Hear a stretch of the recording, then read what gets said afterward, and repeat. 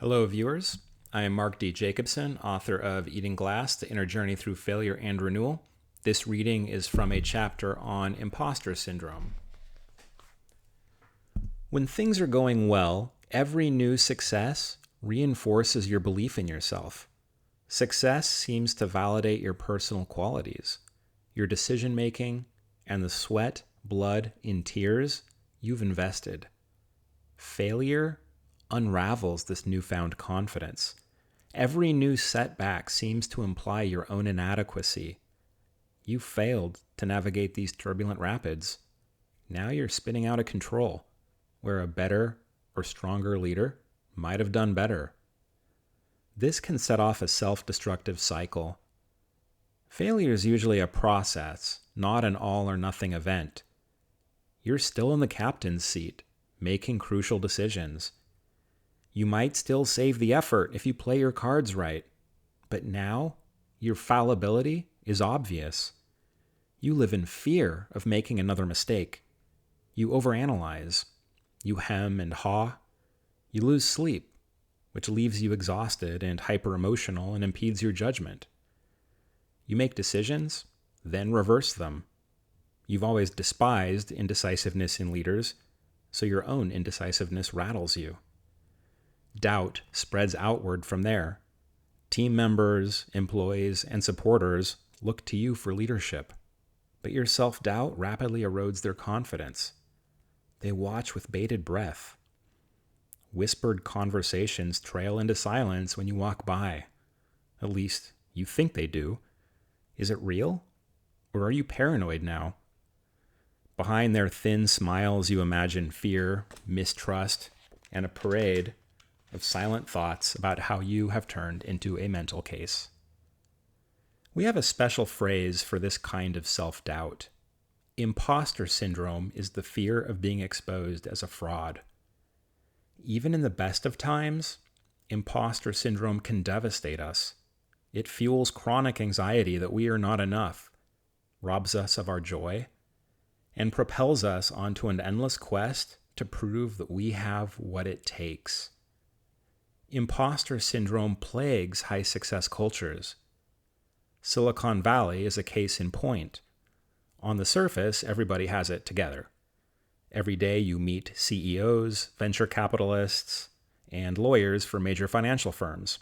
After work, they cycle, train for marathons, and do CrossFit. They drive Teslas and BMWs. They volunteer for the school PTA and run nonprofits on the side. My immediate neighbors at Stanford wrote machine learning algorithms for MRI scanners, ran theater productions in foreign countries, built VR educational experiences, and led expeditions to Patagonia to reconstruct ancient climate history. Live there long enough, though, and you see beneath the surface.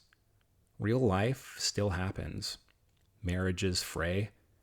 Kids act out at school.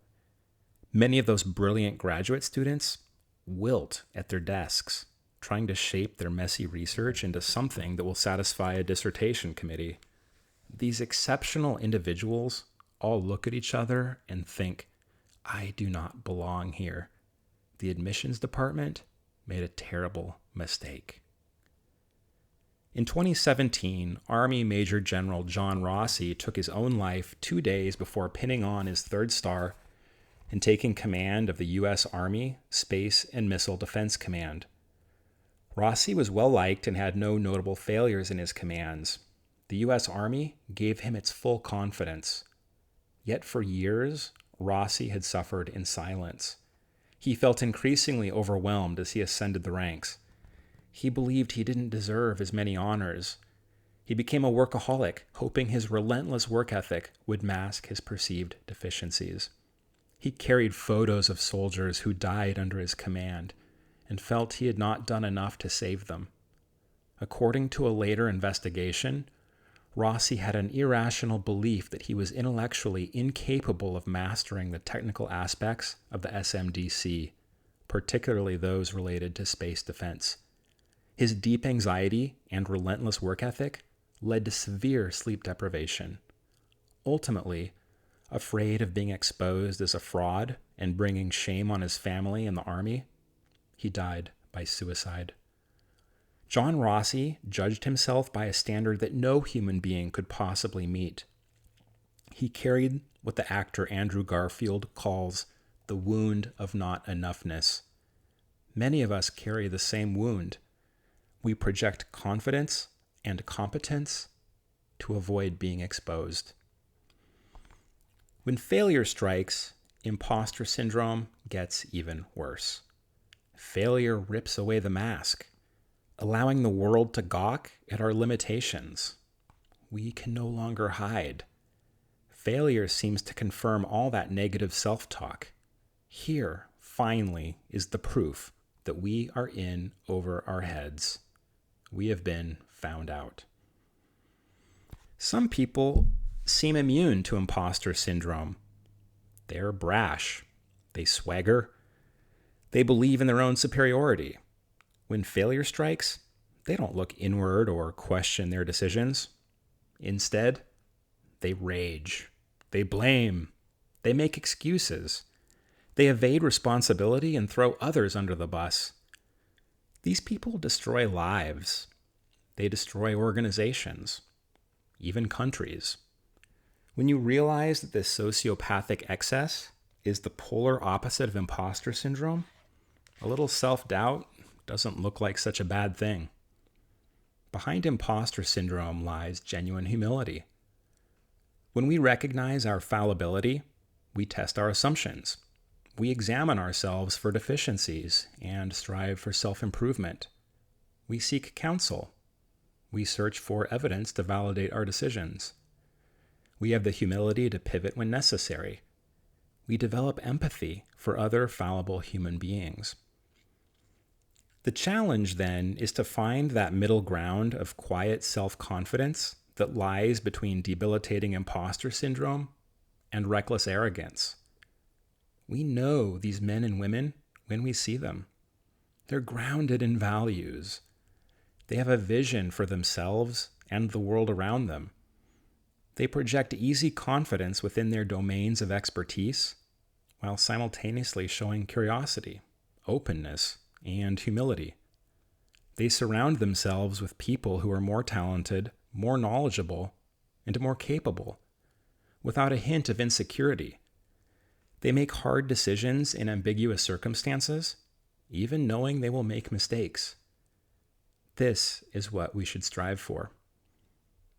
How do we get there?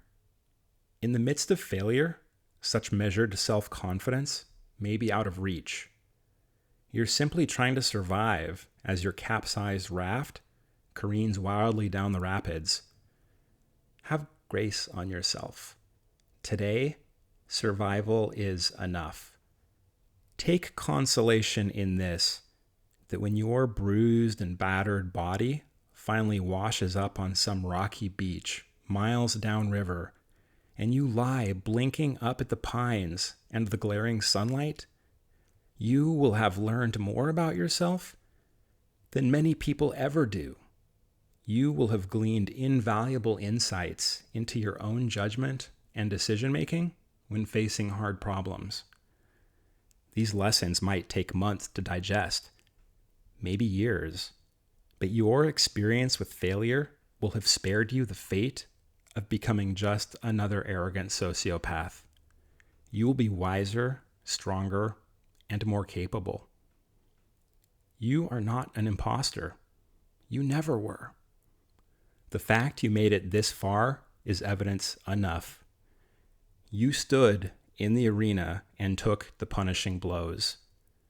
You will find your strength again and fight another round. You will be one step closer to that quiet self-confidence that we should all aspire to.